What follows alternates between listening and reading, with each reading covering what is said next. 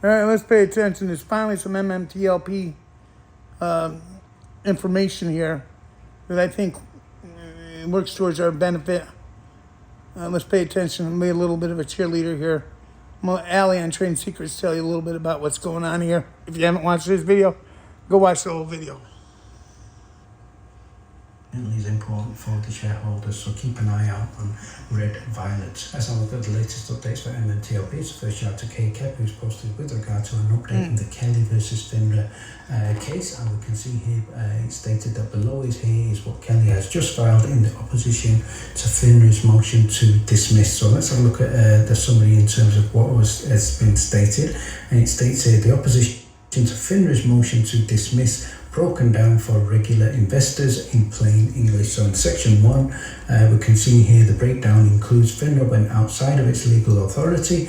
They changed the MMTLP corporate action, issued a nationwide U3 halt with no SEC order, using terms such as to avoid uncertainty when in effect they created the biggest amount of uncertainty probably ever seen in the market. And it also states here in the section 1, the courts say SRO immunity does not apply when an SRO acts outside of the delegated powers. So that's obviously a statement to the court. And number 2, FINRA is not protected by immunity here. So remember, this is a response from Kelly, and it's obviously up to the judge to deem this appropriate or not appropriate. So section 3, FINRA acted like a federal agency, and obviously they had the significant delegated federal power that they used from the SEC, and we could also argue that the SEC probably did not intervene and look at this potential alleged abuse of power. So number 4, investors lost a protected property right, and this is your right to sell, your right to trade, your right to transfer or access your securities,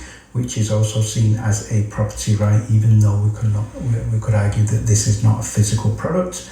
And the U3 halt and deletion permanently eliminated that right. So this is going to create liquidity in terms of the NextBridge hydrocarbon shares, which are private, and does not obviously provide any cash to the people who invested. And that is something that many of them were hoping to do in terms of the last 2 days of trading. And number 5, there is a valid lawsuit here, and I think I'd now like to go on to the section 3, which is number 6, FINRA misled investors, and that is with regard to section 10B, part 5, and related to fraud, which is properly pled. And obviously Kelly has argued that FINRA made false statements, material omissions, and much more. And number 7, FINRA's SEC oversight excuse doesn't work. And let's zoom ahead and have a look at the final section. Section 8, declaratory and injunctive relief are allowed. So that is what is being asked for. And Kelly is also asking for the court to declare FINRA acted outside the law, require a restoration of the records, and allow the case to proceed to discovery, which I think could be huge, and obviously change the status of FINRA. And the bottom line, in terms of summary, the arguments are FINRA allegedly, shall we say, had no authority to edit the corporate action. I think I would certainly second that. No authority to issue a permanent U3 halt. Probably, over 2 years now. Only a handful of permanent U3 halts, if not. This could be the only one. FINRA had no authority to delete the ticker, destroy the investor property rights. FINRA is not immune, certainly when they act outside of their authority, and the case should move to discovery.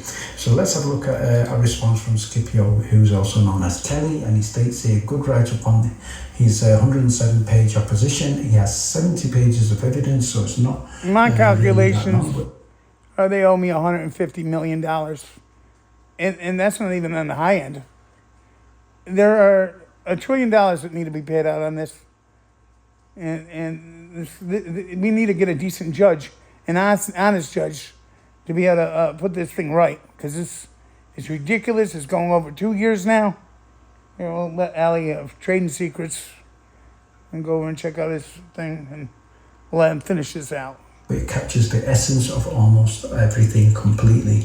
He doesn't know how the case will go, but he can stress that if you don't fight your fights, you will lose them. So that's a good statement there. So he certainly is fighting his fight. And finally, in other news, from the Polish assassin tagging in Charles Payne. No, we don't care about no Polish assassin. The bottom line is this. We're hearing some information that's good. And now we need a decent, honest judge to look through this, to see it for what it really is. And we need FINRA and the SEC to fix this. I don't know why they're even fighting this.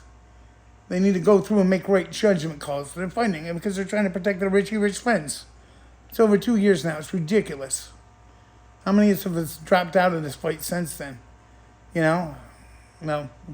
I said if I heard something, I'd report it.